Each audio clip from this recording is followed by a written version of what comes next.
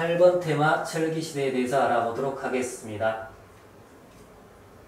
강철중 5세단 이렇게 되어 있죠. 강철중은 영화 005 적의 주인공입니다. 그래서 강철중 5세단 철기 강철은 중국에서 들어왔다, 5세기에 들어왔다, 단군시대에 들어왔다 해서 강철중 5세단에서 그 특징을 잘 외우시면 되겠습니다. 그렇다면 청동기는 언제 들어왔다 그랬죠? 청동기 청이 신청이에서 그랬죠. 자, 신청이에서 기원전 2000년경부터 들어왔다 그랬죠. 철기는 중국 계통이죠. 그렇다면 청동기는 어디 계통? 북방 계통이라 그랬어요. 북방 계통 잘 아셔야 돼요. 철기는 중국, 강철중, 청동기는 북방. 철기시대 발전에 대해서 보겠습니다. 드디어 철기시대 때 농기구가 보급이 되고 있습니다. 그래서 철기 농기구가 보급되고요. 청동기 시대 때는 농기구가 뭐라 그랬죠? 청동기 농기구는 없다. 석기, 간석기가 다양화돼서 쓰고 있었다 그랬죠? 청동기 시대 농기구는 없고 철기 시대에 들어와서 드디어 철제 농기구가 그대로 보급되고 있습니다. 철제 무기가 보급되다 보니까 청동기는 의기화 된다고 그랬어요. 자, 의식에 사용하는 기구 정도로 보시면 되겠어요. 의식에 사용하는 기구에서 청동기의 의기화 정확히 하셔야 돼요. 자, 철기시대에 들어와서 청동기는 어떻게 사용됐다? 청동기의 의기화 이렇게 하는 겁니다.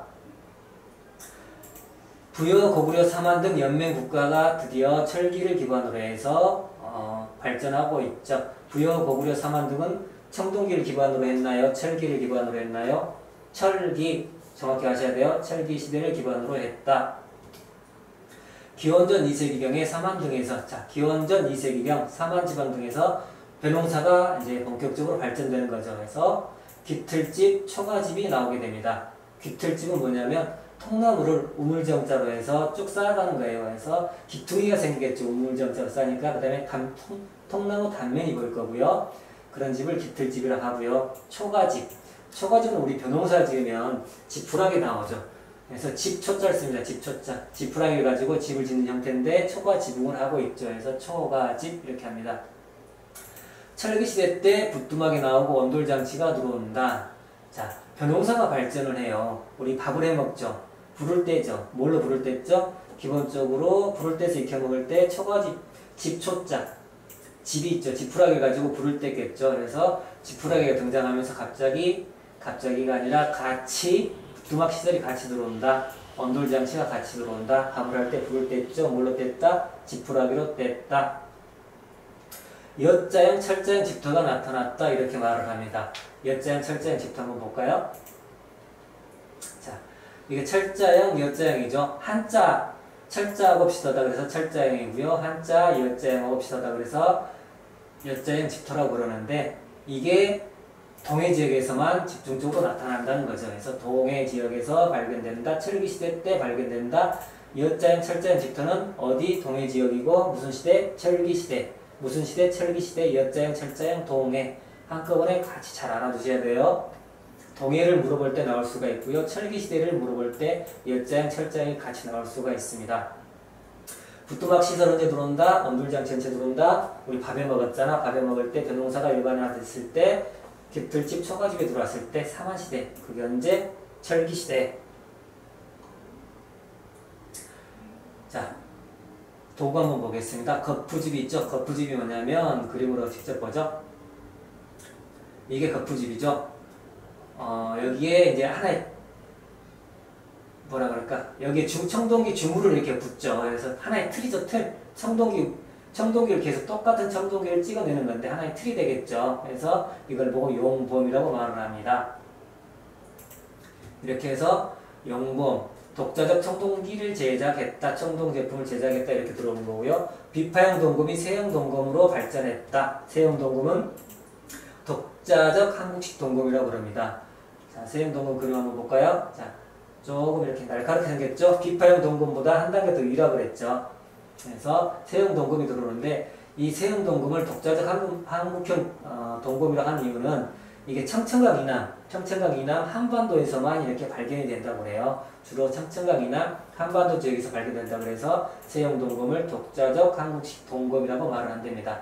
그래서 자, 거친 무늬 거울도 잔무늬 거울로 발전이 되는 거고요. 그래서 잔무늬 거울 이렇게 해서 세문경 간을 세자 이렇게 쓰는 거죠.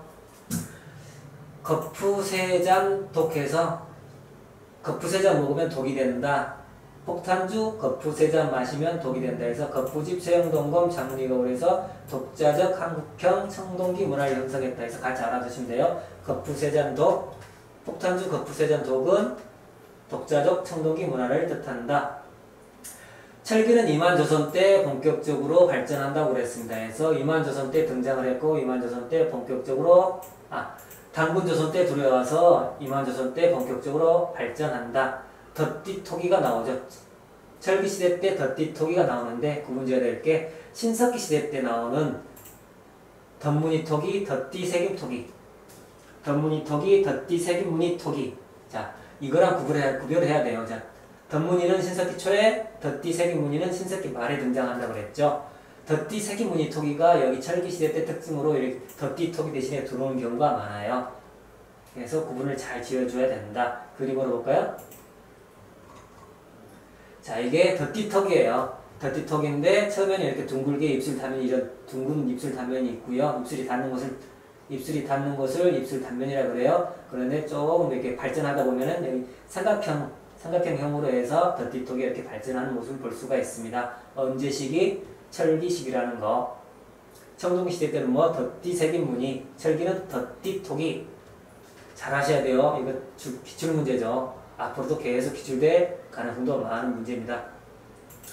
청동기의 의식용기화 그렇게 말을 했죠. 청동기의 의기화 아까 전에 말을 했었죠. 자, 검은 간톡이 쭉 볼게요. 자, 청동기 시대 때는 붉은 간톡이 청동기 색깔을 띈다 그랬었죠. 그래서 청동기는 붉은 간톡이, 철기 시대 때는 검은 간톡이 갈았다 그래서 간톡이라 그랬었어요. 자, 철기랑 비슷한 색깔을 띄었다. 검은 간톡이 청동기와 비슷한 색깔을 띄었다.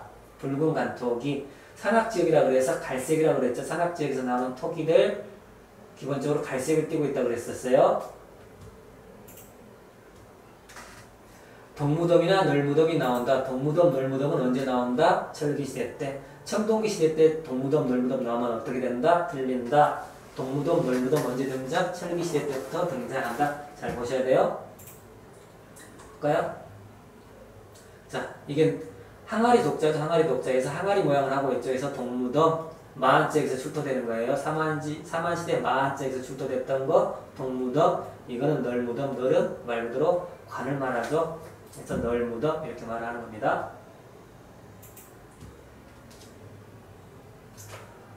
그래서 한꺼번에 외우시는 겁니다. 자, 거푸세잔 폭탄주를 연거푸세잔 마시면 위는 더디 의식하는데 위가 마비가 되죠. 술 때문에 해서 간은 검게 변하는 거죠. 해서 동무덤으로 널민다 해서 미무늬가 다양화된다. 한꺼번에 다 잡고 외우시고 거푸세잔 독해서 이 세 가지는 한반도의 독자적 청동기 문화를 상징한다는 것 알아두셔야 합니다.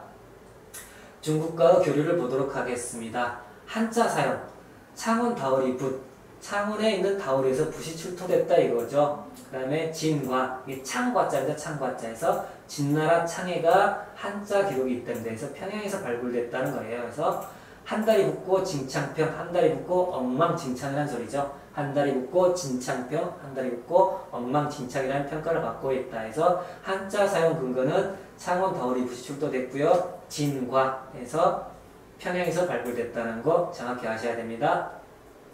오명왕 반전중 이렇게 되어 있죠. 오수전, 명도전, 왕망전, 반량전 이거는 중국과 교류가 활발했다는 의미를 의미한다 그랬죠. 왜? 전부 다 중국에서 사용됐던 화폐들이죠. 이 동전들이 다 아셔야겠죠. 이 동전들이 나오면 중국과 교류했다는 증거라는 거 아셔야 되고요. 한꺼번에 잡아서 한자 사용 증거는 다오리 붓과 진과고 중국과 전체적 교류를 다 본다 그러면 이 동전하고 한자 사용 같이 보시는 겁니다. 그래서 한 다리 붙고 엉망진창 평을 받았던 오명왕이 반전 중이다 이렇게 하시는 겁니다. 그림 자리 한번 다시 한번 갈게요. 청동기 시대 때 못했던 거. 자, 이게 덧띠턱이 아까 전에 보셨고요. 구멍무늬턱이 민무늬턱이 일종이라 그랬죠. 민무늬턱이 일종인데 봉열턱이라고도 하고요. 그래서 청동기 시대 토기의 일종, 그 다음에 채문토기, 이것도 민무늬토기의 일종인데 가지무늬토기라고도 합니다. 그래서 청동시대 토기까지 한꺼번에 다 봤습니다. 이상으로 전기시대 마치도록 하겠습니다.